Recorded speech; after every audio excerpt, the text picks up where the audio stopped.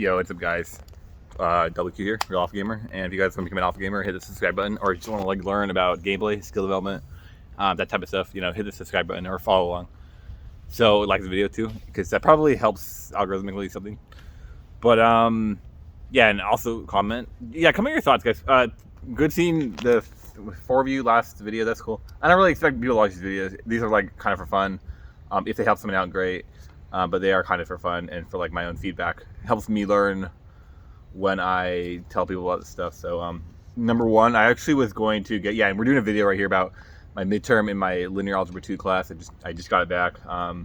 But before that, I was gonna stream Link That Passed again on Twitch. I got my Twitch account banned. Yeah, I was planning on streaming again, but I just got a job like an hour ago, and like 20 minutes ago. So I don't know how well those two things are gonna balance with school. I think that's like a bad idea, but I might stream a little bit just for like some supplementary income, because I'm kind of cutting it low. I decided that working full-time retail, it's not fun, and it's distracting me from like what I am interested in and what I enjoy doing, and so I just quit it. And then we are figuring out how to pay my bills, which I actually doing my new job plus which I barely get paid less. I get paid less, but not that much. And it's related to math, so I'm going to be doing math while working, which is good because that was the point. And then I also, I might stream maybe 3 days a week just for fun. I'll have tons of free time. I'm only taking 2 classes too, so like my schedule's really light. So yeah, that actually worked out really well. But yeah, let's get into my math class. So the midterm I got back. So I changed my study habits totally. And this midterm was like the first midterm where like kind of going into it with a different mindset. And I didn't do too well on the test, so I was a little bit bummed by that. Just to be clear, I did do better than I did on the first midterm, and I did do better than the class average, both the median and the mean average, but it doesn't mean much. So I got a 49 out of 70. Keep in mind, this is like a really difficult test, and the class average was a 45 mean, and I believe it's like a 46 median.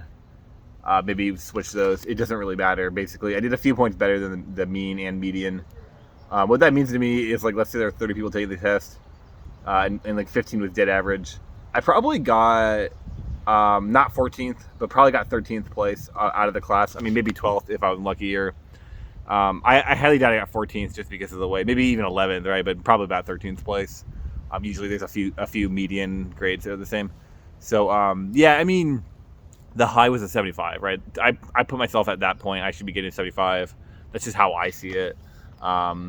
Anything that's like a 70 plus, 65, 68 to 75 would be acceptable. And then a 75 is my goal, of course. So yeah, I'm a little bit bummed by that. I'm not happy about it. And I mean, I guess we just have to readdress like a lot of my problem solving skills. Something that I was clearly not doing on this test was reading the question thoroughly and concretely and trying to figure out exactly what the question's asking, and then solving the question. I did not do that.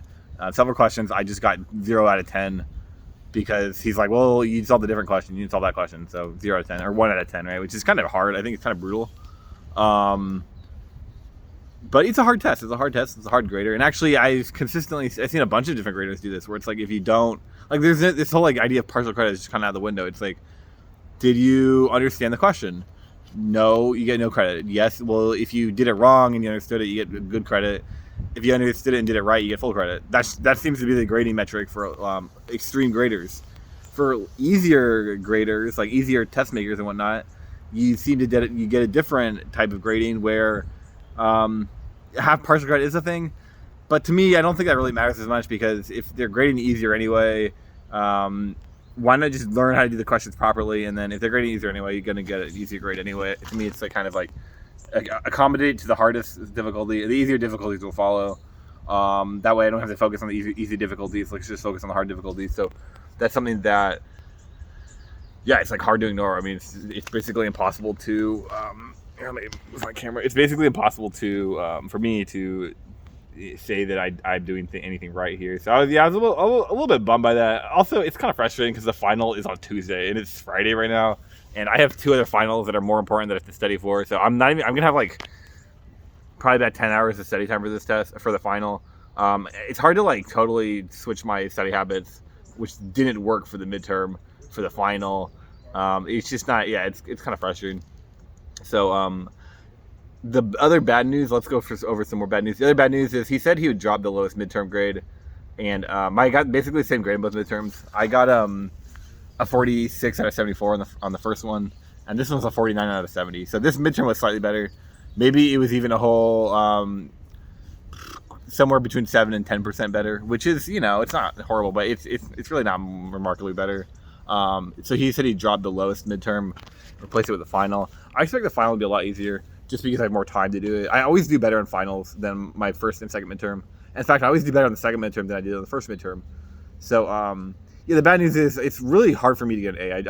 I don't realistically see me getting an A in this class unless I do very well on the final. I have to do very, very well on the final, and definitely can get I can get an A if that's the case.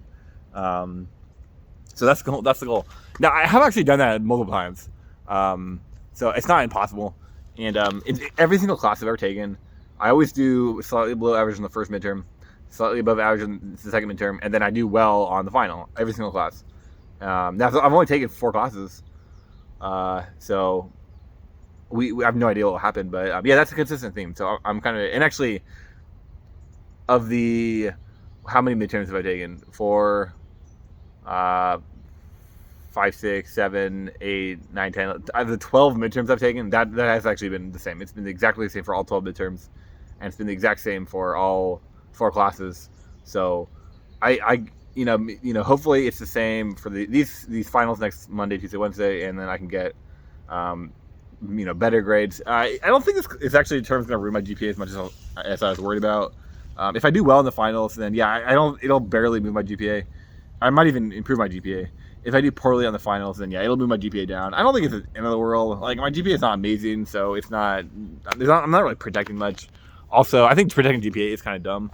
And then on top of that, I don't know if I'm even going to grad school. So like, what does it matter? Like, employers don't really care. I think GPA is kind of stupid for employers because, like, I'm starting to realize, like, GPA matters a lot more about factors outside of just classes. I think if you do really well on your classes, like you have a perfect GPA, I think at that point you can, I think employers might care, but, like, frankly, it just doesn't matter. Also, failing at something and then learning it and doing it properly, why is that worse than just doing it properly the whole time? In fact, in a lot of ways, it's better, right? Because it's like you know why you're doing it wrong, and you're able to actually learn and do better. Like, that's an interesting skill. So yeah, I think GPA is just kind of junk, especially for employers, which is why I'm in school. So yeah, it's not the end of the world. I'll pass. I'm also gonna have above a 3.5 GPA pretty much certainly by the time I graduate, which it seems like when they rank GPA or when they group it together, then when they generalize it, they kind of just generalize anywhere from 3.5 to 4. So I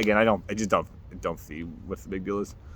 But yeah, let's get back into the test and the midterm and my study habits. So some things that I definitely did wrong that I've kind of like accepted. Oh yeah, here's the last piece of good news. So my study habits since I took the midterm, because this is 2 weeks ago, they've actually changed quite a bit. Because about 4 weeks ago, I started changing my study habits. And then 3 weeks ago, I really made some serious changes. 2 weeks ago, I took the test, which I didn't do too well on it. So it's kind of like my changes are useless. But since about 2 weeks, the past 2 weeks, I've been making a ton of changes. And so taking the final is going to be quite a bit different than taking the second midterm. It is going to be considerably different. It's not going to be just repeating my same study habits. I have very different study habits. Things I did right and things I did wrong. So memorizing the theorems was good for true-false questions in these math classes, right? That's all it's been good for. Honestly, that's all it's been good for. It's been good for memorizing. It's been good for answering the true-false questions and being able to justify that. But frankly, it hasn't been perfect for it. And it's kind of useless for the computational stuff. It's also useless, I've noticed, for deciphering what question's asking, which is where I'm getting kind of hosed on on the test questions. And if I went over one of these test questions, you could see why. I might do that in the future. Frankly, I hate looking at tests afterwards, so I'm going to look through them. I've committed myself. I'm actually going to look through all these test questions and read all the tests, because I think that's something, like, specifically I'm getting kind of bodied on every test and quiz I've taken in linear algebra 2. Consistently, I'm misreading the question. And actually, the last test I took, I did really well on in terms of like computations. Like pretty much both of the questions that, or like, yeah, I got 4 questions wrong. 3 of the questions I got wrong, which I got no credit for those, by the way. 3 of the questions I did wrong. I read the question wrong, and then I did the right computational steps for a different question. So that's to me really good, because the first midterm I basically didn't know what I was doing, and I was kind of just guessing. The other exception is I actually didn't study for the first midterm at all. So I spent like 2 days studying for this midterm, and I barely got a better grade. That's kind of lame, but whatever. Maybe I got luckier on the first midterm, right? You never know. But yeah, so that's something I'm kind of failing at. It's like reading, like deciphering what the question's asking. And when you memorize the theorems, like I think it helps for understanding like the concepts, but it's useless for figuring out what the question's asking. And then it's good for the true-false questions, but it's not perfect for the true-false questions. Usually on the true-false questions, like out of a set of 3, I'll get 1 wrong. Or out of a set of 5, I'll get 1.5 wrong. So, and that's what happened. The quiz, I had 3 true-false questions. I answered these in like 2 minutes, by the way. But I got 1 wrong. And then in the midterm, I had 5 true-false questions. I answered them in like, literally, it took me like 6 minutes, 10 minutes, maybe probably 10 minutes to answer all of them, which is really good because that's half the test. And you get like 55 minutes for the test. But I got 1.5 wrong. And I think when you go back, and when I'm going to go back, and it'll help me when I go back, and maybe there's more to it. But yeah, I'm pretty sure it's like I'm not deciphering what the question is asking. On the computational problems, there were 5. He said he dropped the lowest one, so there really were 4. But 2 of them I totally misanswered. I just didn't even answer them correctly. They weren't even hard.